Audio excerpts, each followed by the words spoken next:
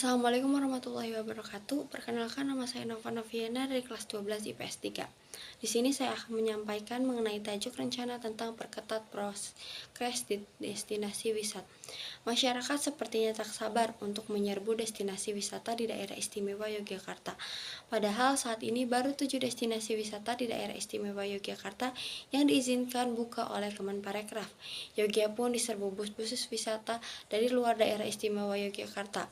Sejumlah pengelola tempat wisata di luar daftar yang mendapatkan izin dari Kemenparekraf nampaknya juga kesulitan untuk menolak pengunjung, apalagi destinasi yang bersifat terbuka, seperti wisata pantai. Akibatnya, mudah diduga hampir semua tempat wisata di daerah istimewa Yogyakarta, terutama wisata pantai, dikunjungi para pengunjung. Mereka juga sangat paham kapan masuk objek wisata tanpa dihalangi petugas, yakni ketika gerbang pintu masuk belum dijaga. Bahkan seperti di objek wisata Pantai Parangtritis, ada pengunjung yang datang pada dini hari sehingga tidak dihalangi petugas.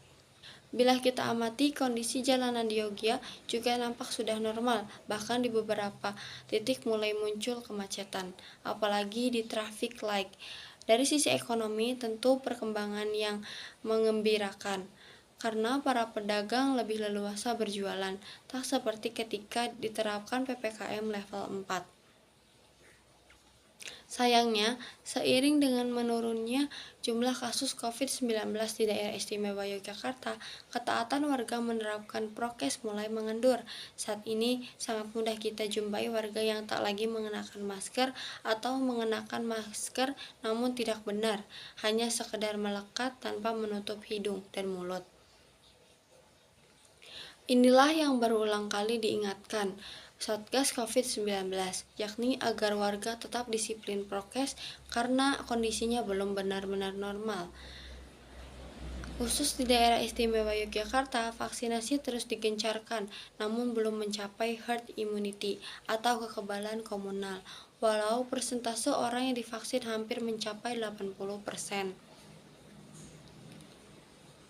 Melihat kondisi saat ini, kita perlu mengingatkan potensi ancaman gelombang ketiga COVID-19 yang bisa sewaktu-waktu meledak ketika masyarakat euforia dan mengabaikan prokes. Beberapa negara tetangga seperti Malaysia, Singapura, Australia, dan lainnya kiranya bisa menjadi contoh betapa negara yang awalnya mampu mengendalikan COVID-19 tiba-tiba terkaget-kaget karena jumlah kasus positif melonjak di luar dugaan.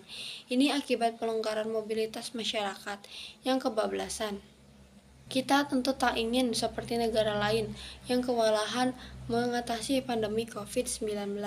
Sebaliknya, yang diharapkan Indonesia menjadi contoh bagi negara lain dalam mengendalikan COVID-19 dan benar-benar bisa melalui masa transisi dari pandemi menuju endemi. Kuncinya tetap sama, yakni ketaatan masyarakat pada prokes. Sekian. Berkaitan telah mulai dibuka destinasi wisata.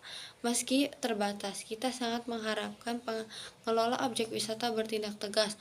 Kalau memang tempat wisata belum diizinkan untuk buka, maka apapun alasannya aturan itu harus ditegakkan. Artinya tidak ada toleransi bagi para pelanggar.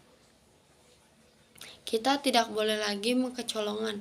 Harus diakui, meledaknya kasus COVID-19 di Indonesia beberapa waktu lalu tak lain karena kita teledor dan kecolongan.